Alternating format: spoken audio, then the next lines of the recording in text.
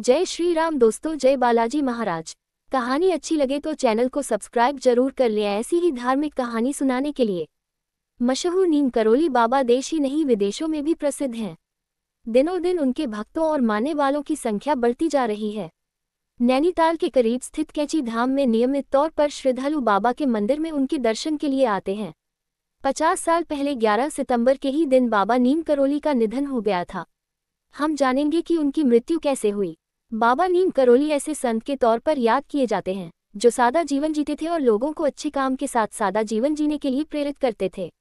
उनके जीवन और कामों को लेकर ना जाने कितनी कहानियां हैं।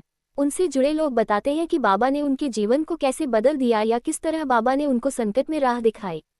बाबा के भक्तों में एप्पल के फाउंडर स्टीव जॉब्स भी थे, जो महीने भर से ज्यादा उनके सानिध्य में रहे। इसी तरह विदेश की कई और शख्सियतें उन्हें दिव्य पुरुष मानती थीं। बाबा ने अपने प्राण वृंदावन में त्यागे, जहां उनका मंदिर है। यहां भी लोग दर्शन के लिए आते हैं। क्या आपको मालूम है कि बाबा की मृत्यु कैसे हुई, कब और कहां हुई मृत्यु? 11 सितंबर 1973 की रात बाबा अपने वृंदावन स्थित आश्रम में थे। अचानक उनकी तबीयत खराब होने लगी। उन्हें तुरंत अस्पताल में भर्ती कराया, जहां डॉक्टरों ने उन्हें ऑक्सीजन मास्क लगाया, लेकिन बाबा ने इसे लगाने से मना कर दिया। उन्होंने वहां मौजूद भक्तों से कहा, अब मेरे जाने का समय आ गया है। उन्होंने तुलसी और गंगाजल को ग्रहण कर रात के करीब 1:15 पर अपना शरीर त्याग दिया। हालांकि उनकी मृत्यु का कारण मधुमेह कोमा बताया जाता है। नीम करोली बाबा का जन्म करीब 1900 में उत्तर प्रदेश के अकबरपुर गांव में हुआ था। बताया जाता है कि वहीं 17 साल की उम्र में उन्हें ज्ञान की प्राप्ति हुई। उन्होंने घर छोड़ अपना जीवन हनुमान भक्ति में लगा दिया। बाबा नीम करोली का कैची धाम नैनीताल में भुवाली से 0.7 किमी की दूरी पर है। यहाँ हर साल 15 जून को वार्षिक समारोह मनाया जाता है। उस दिन बाबा के भक्तों की भारी भीड़ जुटती है। क्या था असली नाम? नीम करोली बाबा का वास्तविक नाम लक्ष्मीनारायण शर्मा था। उनके पिता का नाम दुर्गा प्रसाद शर्मा था। 11 वर्ष की उम्र में ही बाबा का विवाह हो गया था। 1958 में बाबा ने अपने घर छोड़ दिया। पूरे उत्तर भारत में वह साधुओं की तरह घूमने लगे।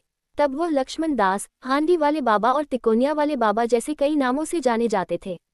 उन्होंने गुजरात के ववानिया मोरबी में तपस्या की तो वहां लोग उन्हें तलैया बाबा के नाम से पुकारने लगे।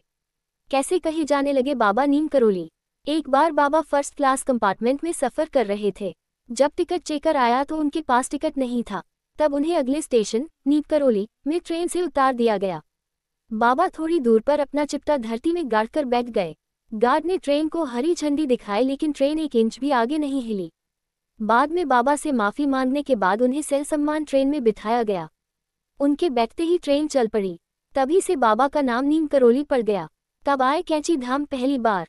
उत्तराखंड के नैनीताल के पास कैची धाम में बाबा नीम करोली 1961 में पहली बार यहाँ आए।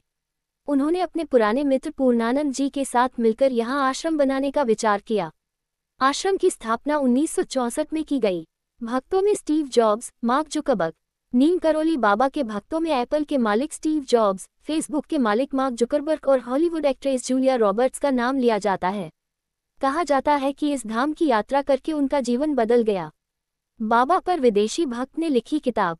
रिचर्ड एल्बर्ट रामदास ने नीम करोली बाबा के चमत्कारों पर मिरेकल ऑफ लव नामक एक किताब लिखी। इसी में बुलेट प्रूफ कंबल नाम से एक घटना का जिक्र है। बाबा हमेशा कंबल ही उड़ा करते थे। आज भी लोग जब उनके मंदिर जाते हैं तो उन्हें कंबल भेंट करते हैं। 2 बेटे और 1 बेटी थी उनकी। बाबा नीम करोली के 2 पुत्र और 1 पुत्री हैं। बड़े बेटे अनेक सिंह परिवार के साथ भोपाल में रहते हैं। छोटे बेटे धर्म नारायण शर्मा वन विभाग में रेंजर के पद पर थे, जिनका कुछ समय पहले निधन हो गया।